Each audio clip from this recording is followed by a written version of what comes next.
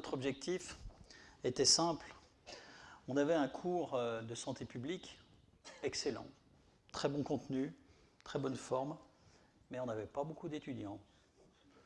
On s'est demandé s'il y avait une relation entre le contenu de notre cours, la façon dont on le prodiguait et l'assistance. Donc, objectivement, notre première envie n'était pas tellement d'être dans un mouvement contemporain d'amélioration de la pédagogie, ce qui est évidemment méritoire. Non, notre premier objectif, c'était de lutter contre l'absentéisme, c'est certain. On avait évidemment aussi l'envie de faire de nouvelles approches d'apprentissage, des nouvelles stratégies d'intervention, et on voulait que les cours soient plus dynamiques, plus courts. On se disait, et on le pressentait, on peut dire certainement la même chose, en 2 fois moins de temps, et on s'est posé la question tout de suite de la vidéo, avec un format court, dans lequel, effectivement, on reste un peu sur l'idée des 10 points principaux, voire 5, sur lequel on puisse approcher même des notions complexes, mais avec des concepts résumés de manière très synthétique, et puis en même temps concret, c'est-à-dire qu'on voit un peu de la vie de tous les jours dans ces cours-là, et pas seulement des notions théoriques. Donc on avait aussi, et ça j'avais été très impressionné par une thèse de médecine sur la façon dont les étudiants perçoivent maintenant les messages entre le support écrit, le support oral et le support écran. Et c'est clair que dans ce travail qui conduit, l'image et les différents vecteurs de l'image étaient, semble-t-il, aussi un moyen et un vecteur pratiquement quotidien d'un très grand nombre de jeunes étudiants. Donc on voulait aussi, dans cette manière de faire, favoriser l'apprentissage des notions essentielles à l'aide d'un outil vidéo, mais aussi revivifier ou redorer, s'il en était besoin, la place de la santé publique dans un enseignement qui, ça ne vous a pas échappé, est essentiellement clinique, voire physiopathologique.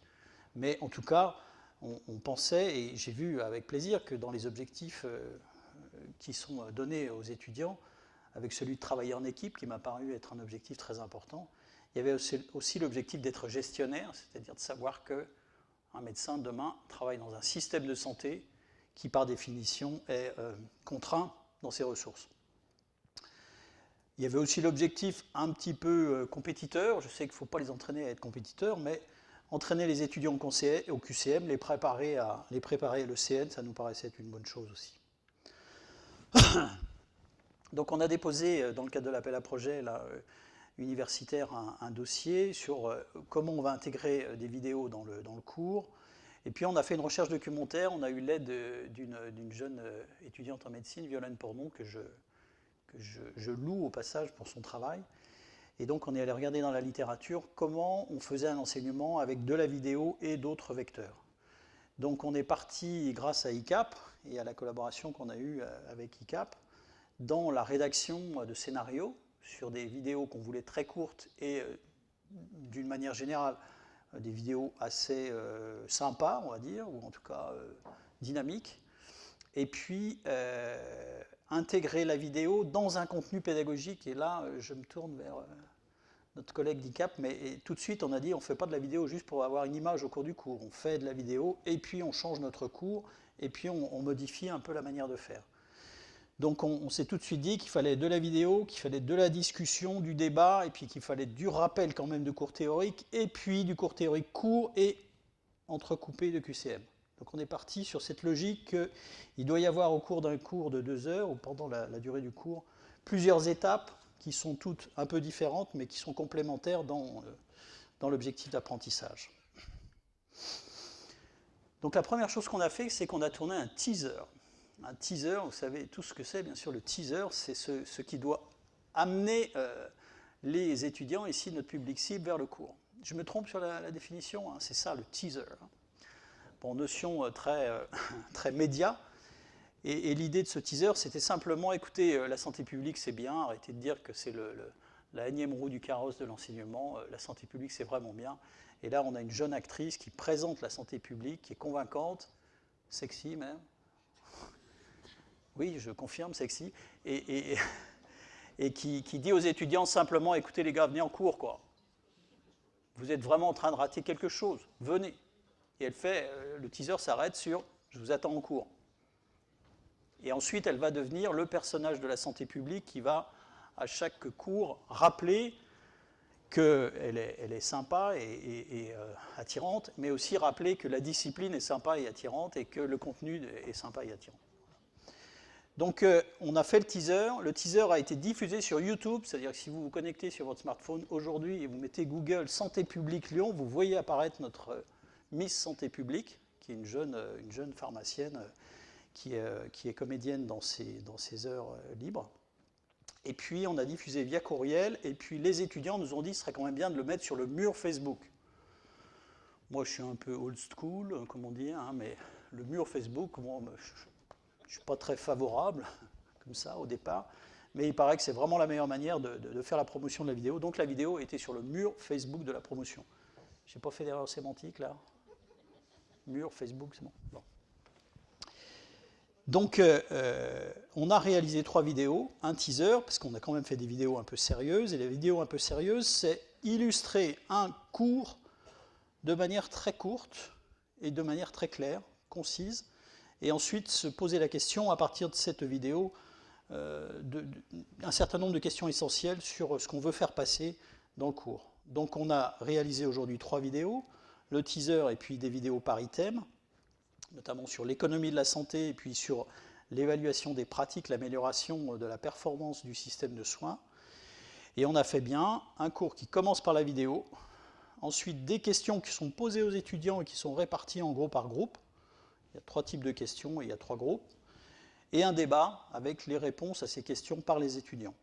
Ensuite, on a refondu notre support de cours, on fait un cours théorique qui est en gros en 3 étapes de 15 minutes, ou 4, ça dépend. Et entre chaque étape de 15 minutes, on pose un QCM, type ECN ou type examen qui va avoir lieu dans le cours de la scolarité. Je vous montre une vidéo.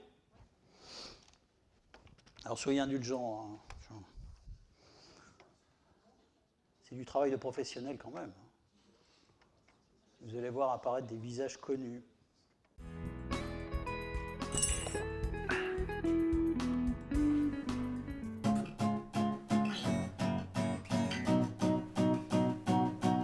Pardon.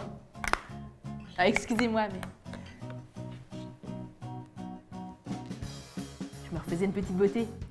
On sait jamais, je vais peut-être trouver l'amour dans cette salle d'attente. Pardon, où en étais-je? Ah oui. Évaluation et résultats. Même diplômés, les praticiens continuent d'être formés et d'être évalués dans leur pratique professionnelle. 1200 points cette année, un cabinet totalement informatisé. Oh, docteur Schipper, il m'impressionne. Cette évaluation, à quoi elle sert? Qui en profite et comment?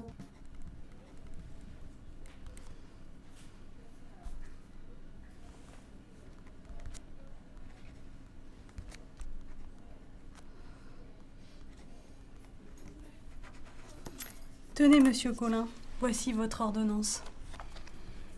Mais vous avez changé tous mes médicaments? Non, ne vous inquiétez pas, je les ai juste remplacés par des génériques. Ah non, les génériques, moi j'en veux pas, ça marche jamais. Attendez, monsieur Collin, je vais vous expliquer. Merci beaucoup, docteur. Je vous en prie, au revoir. Ça doit vous prendre du temps d'expliquer à chacun de vos patients que les génériques, c'est même efficacité. Ça vous nous énerve pas parfois? Non, pas du tout. Ça me prend un peu plus de temps, mais bon. Et en plus, ça paye. Ça paye, la sécurité sociale? Non, pas seulement. Si mes patients prennent des génériques au lieu des spécialités, ça me paye moi aussi. Ah bon? Tu connais les indicateurs de l'assurance maladie? Non, c'est quoi? Vous connaissez la ROSP? R-O-S-P. Non, ce n'est pas une marque de voiture. Moi, je roule en ROSP. Année 2012, 29 indicateurs, prime de 5 774 € par an. Et vous? Par contre, ça peut aider à en acheter une.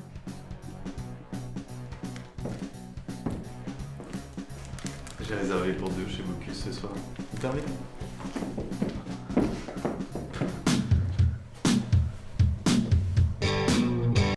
Quatre ans d'internat, vous avez vu la qualité de l'assistant.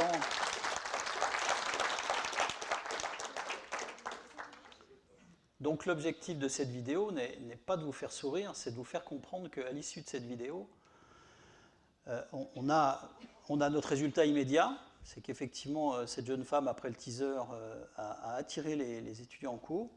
Nous, on a évidemment pensé que c'était notre contenu de cours qui avait amené les étudiants en cours, bien sûr. Et puis, l'intérêt pour nous, ça a été de leur poser des questions, c'est-à-dire savoir si à l'issue d'une vidéo comme ça, on a l'usager des soins, quelle est sa préoccupation, le médecin, le citoyen, qu'est-ce qui se passe dans cette triangulaire entre le médecin, l'usager des soins et la société qui paye.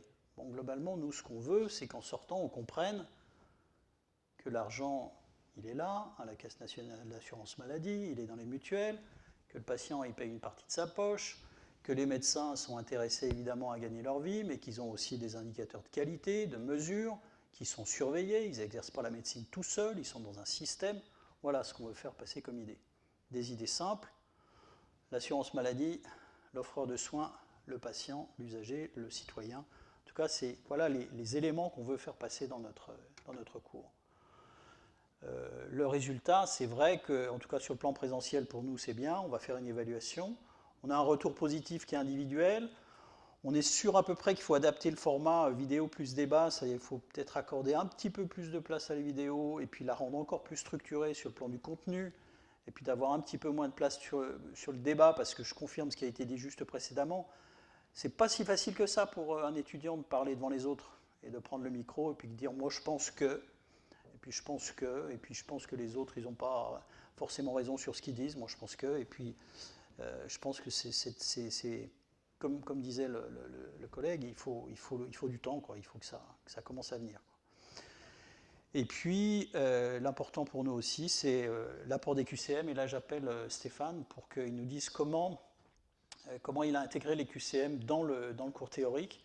Et puis, il va même faire un petit test avec vous sur des exemples de QCM. Pour revenir du coup sur nos QCM, en fait, donc, ce qui a été dit par M. Paulin, donc, les QCM qu'on fait passer en cours ressemblent à ceci, c'est-à-dire qu'en fait, à chaque partie, on essaie vraiment de faire un rappel de connaissances et l'étudiant participe via un outil, et là encore une fois, je loue Violaine Pornon, mais qui n'est malheureusement pas là aujourd'hui, puisque c'est elle qui a trouvé cet outil. C'est un petit outil qui s'appelle mClicker, et du coup, je vais vous montrer en direct comment est-ce que je l'utilise en tout cas sur mes cours pour donner un petit peu de dynamique et permettre à tout le monde de voter. Alors du coup, en fait, généralement, ce que je fais, c'est qu'en début du cours, j'explique un petit peu aux étudiants que du coup, je vais utiliser des questions, des QCM environ à la fin de chaque partie. Et je leur explique que pour répondre à ces QCM, il faut se rendre sur cette adresse. Donc du coup, à partir d'un smartphone, d'un ordinateur portable connecté au réseau Wi-Fi de la faculté ou d'une tablette, c'est accessible via tous les supports. Donc c'est quelque chose que je vous invite à faire tout de suite. Et du coup, ce que je fais également, c'est que je leur donne une clé de connexion. Hop, alors, jusque...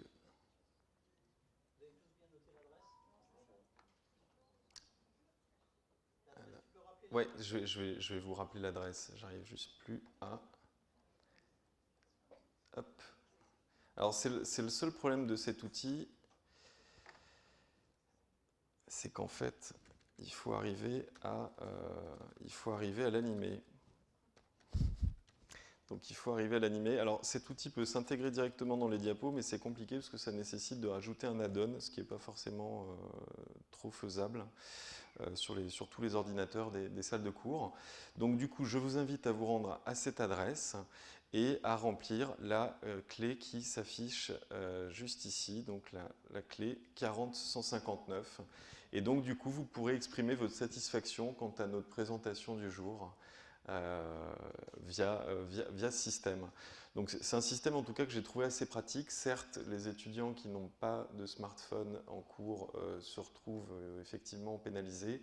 Ceci étant, moi ça me permet vraiment d'aborder les choses de manière dynamique et avec quelque chose qui est, en tout cas, qui peut plus se prêter à un amphi de 160 personnes, parce que je sais que la faculté a des boîtiers, c'est pas du tout pour les dénigrer, on les a déjà aussi utilisés dans d'autres contextes, mais c'est vrai que c'était plus compliqué, ça peut être compliqué à réserver, et de mémoire, l'an dernier, en tout cas, il n'y avait que 100 boîtiers pour voter, ce qui fait que du coup, sur un cours où il y a plus de 100 personnes, c'est un petit peu compliqué du coup de distribuer tout ça. Qui c'est qui est arrivé à faire marcher son appli?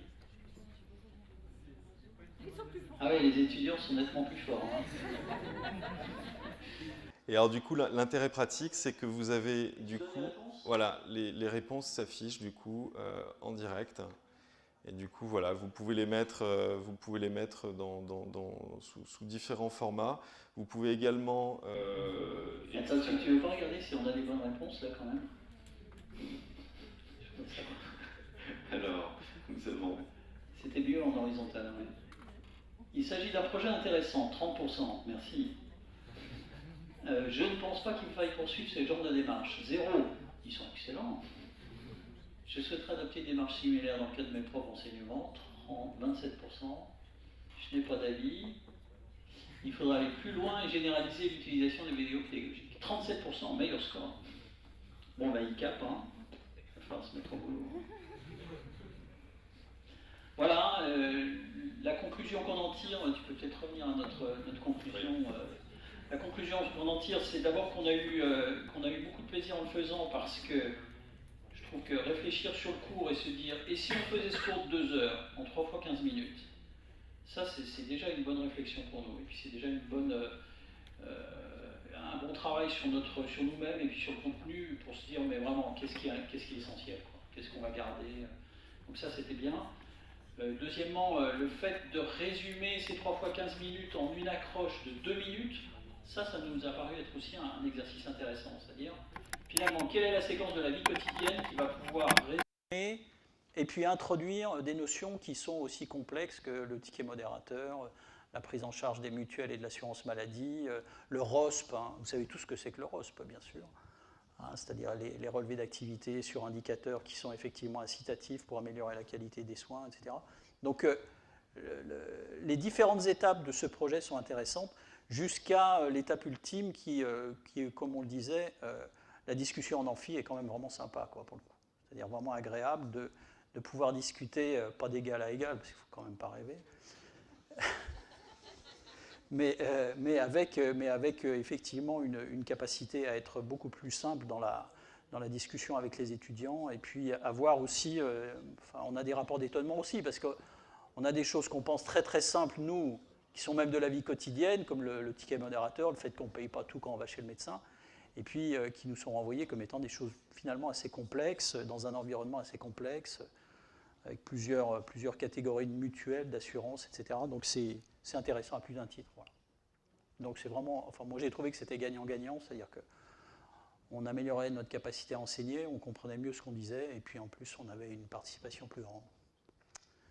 Voilà.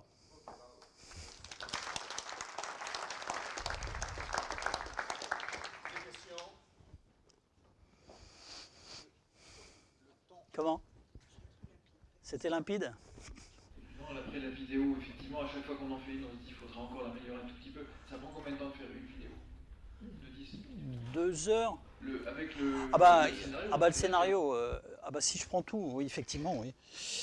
Moi, je dirais que rédiger le scénario, le brainstorming sur le scénario, c'est 1 à 2 heures. Effectivement, ensuite le rédiger peut-être 2 heures de plus, 4 heures, et puis ensuite le tournage 2 heures. Allez, on va dire 6 heures à 8 heures pour une vidéo. Mais je suis large là quand même. Après, ça c'était le premier, après on a pris le rythme. Hein. On allait plus vite après. Hein. Ouais, vous n'étiez pas là, ouais. Non, objectivement, après on allait plus vite. Moi je dirais qu'en 4 heures on a plié l'affaire. C'est mieux, oui. Mais c'est vrai que c'est pas si facile que ça de trouver un scénario qui résume et synthétise une situation qui soit pédagogique, illustrative. Du coup, depuis, j'ai beaucoup regardé les vidéos qui sont faites au Canada, aux États-Unis sur différents sujets. Et je me rends compte qu'il y a il y a du très bon et puis du très très moyen. Mais c'est donc bien, effectivement, la qualité du scénario est probablement importante quand même. Je ne sais pas comment vous avez trouvé celle-là, elle était correcte? On voit bien la situation, on voit bien les questions posées, quoi.